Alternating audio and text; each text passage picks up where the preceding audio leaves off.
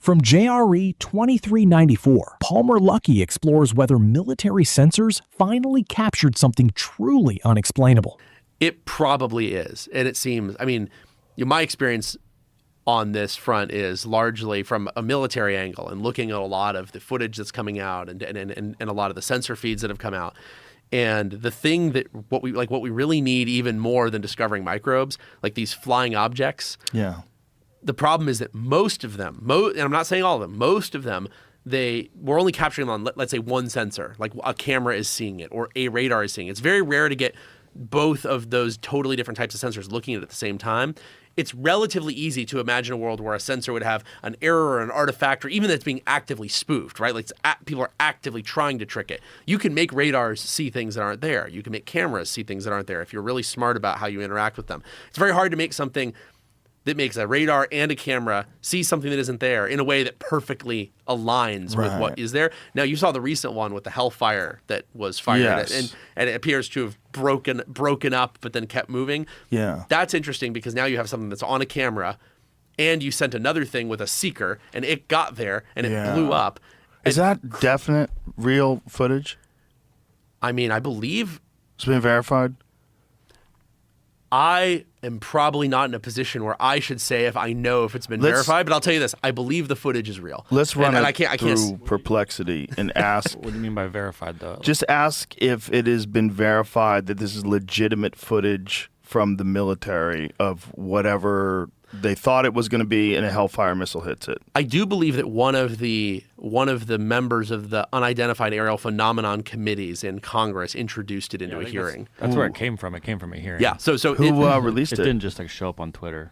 Okay. Which guy released it? It's like the fucking UFO hearings up on Capitol Hill, right? I don't know how many times I've had to sit and listen to, I've seen some stuff. I can't tell you what the stuff is. Yeah. It's hidden stuff, but I've seen some stuff. I know. I get so tired of it all. Yeah. And I think there's something out there, right? I'm not, again, I agree with you in the sense that, we're certainly not the only ones out here floating around, right? I don't know what it means. I don't know whether we've been visited or anything like that. But every time there's a UFO hearing, it's sort of that same thing. It's that tantalizing, like, oh, look, he's talking, and then the thing about the release of those documents, though, that seems to me that's something that you would document. Like, so yes. Rather than say, I killed JFK, I'm going to write, where do I sign? Instead of that, that's more tangible. Like, if the government had recovered some crash in 1947 in Roswell, New Mexico, and it really was an alien spaceship, that seems like something they would document. I agree, and I think that's worth pursuing in a big way. They should. Look, there needs to be more transparency about it, but. And it's also the same like with the COVID files, if there's such a thing as COVID files. But sure, go through and look. I mean, transparency, to the degree that you can, where, you're not releasing national secrets that are going to get people killed, great. But the Epstein files, so I think there's real value in saying because the government always overclassifies, and it's unnecessary, and it creates this distrust, I think, half the time of the public. For sure. Yeah, they just like, what the fuck? We don't believe anything you're saying now. Yeah. So release everything. Let the chips fall. Because I don't think there's a lot of information there, but I do think with the UFOs, all the documentation of and the investigations that took place of unknown sightings, but it's still going to not convince people that we're not holding on to, crashed spaceships. Well, when you've got guys like David Grush, who's the whistleblower that comes out and says, not only do we have these ships, but we have biological entities. Yeah. Okay. Well, then, maybe explain yourself a little more. Right? I mean, you've already come out. You kind of like opened your kimono a little bit. And let's, just fucking say what you know, and then put it to rest. Maybe you got an obligation to do that, right? I mean, I think he wants to, according to him. Yeah. But he has to get clearance. He's already pushed that door open, right? I mean, I don't know. As an individual, right? He explained on the podcast that he's authorized to say what he's already said, but nothing more, and he has to be very careful. But then again, it's like, how do I know? Yeah, How do I know that's not horseshit? I know. That's the problem, and that's going to be the problem with the release of the files. Is Also, it's just if going to I be was going to unsatisfying. obscure some sort of a government propulsion system that's like 50 years ahead of anything we could imagine, that's how I would do it. I'd obscure it by saying, oh, there's some fucking alien technology that's available, and Yeah. we don't really know how to use it, but they do visit us from time to time, and occasionally they crash. Well, look, they came over to New Jersey. Remember Yeah. the drones over New Jersey? Right. Yeah. But now the Trump administration has said they were running some tests, and those were ours. Yeah, yeah. So why wouldn't the Biden administration say that? What the hell? I mean, what's the You know, point? maybe Yeah. you should tell me. Well, 'cause I do don't know, fucking but I'm not authorized to say.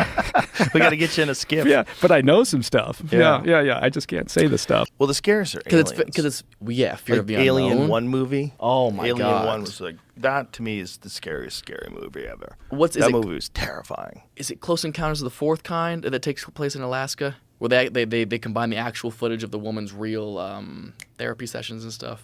I don't know. I don't Jamie, think you I know what saw I'm talking that one. about? Close Encounters of the Fourth Kind? It's third or fourth kind. Which one's the original movie? Third Kind. So this one's fourth kind. I'm almost certain. Probably wrong. I've never heard of it.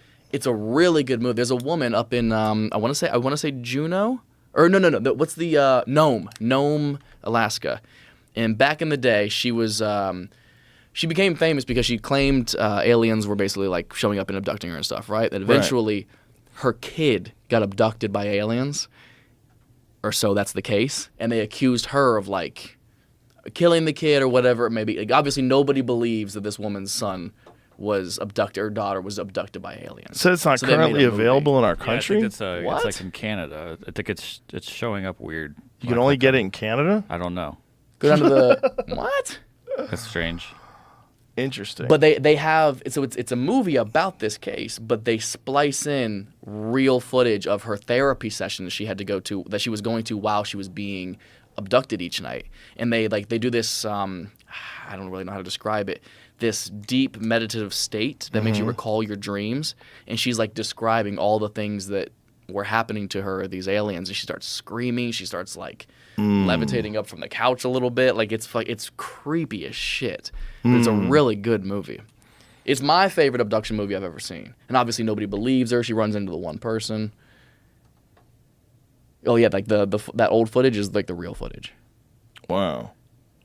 So here's my issue with the alien abduction thing. Other than there's not like any real solid evidence that you could point to that's very convincing.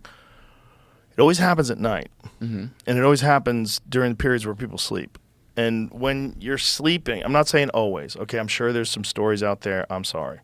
But most of the stories I've ever heard are people in their bed, they can't move, aliens abduct them, Paralysis. or they're in a car, the car stops, they wake up, aliens abducted them.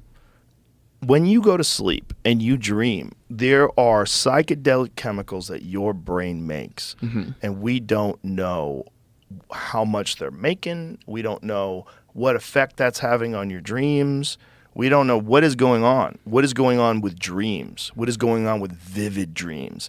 What is going on with dreams that they're indiscernible from real life, and sometimes in a strange way.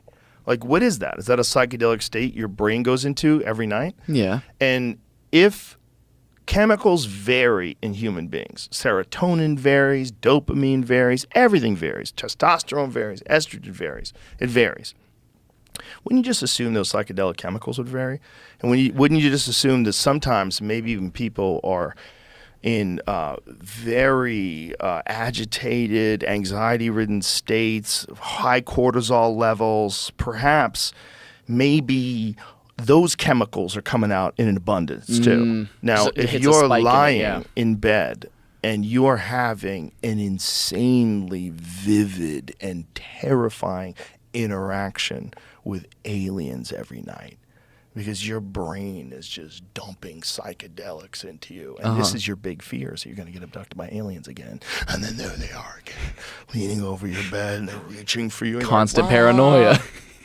And then here's the mind fuck of all mind fucks. Maybe psychedelics are a gateway to some other reality, some other dimension that's accessible by these creatures. I like this. And that when you are getting abducted, you really are getting abducted like whatever your being is or your spirit or whatever is you is getting, you're interacting with these things. And it feels real because it is real. And because we're thinking about the ability to come in contact with other life forms as being a physical thing.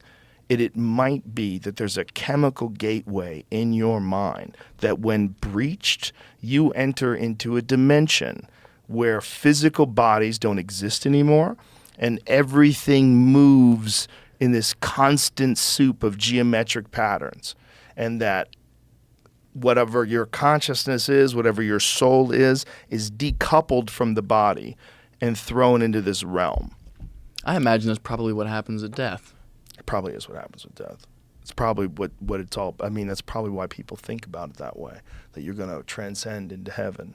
You're going to go into this new place. It might be true. It might be, like, a lot of the old depictions of, like, what happens when you enter into a psychedelic state. I've heard this multiple times, that it's like a well of souls, that you're interacting with souls that are, like, completely unattached to a physical presence. Yeah. And maybe you're getting layers and layers of that depending upon how fucked up you are while you're sleeping. And maybe some of those layers are, boom, aliens are in the room with you. Peeled back. Just aliens in the room with you. And maybe they can do that. Maybe they can visit you while you're in those states. Maybe that's what's happening too.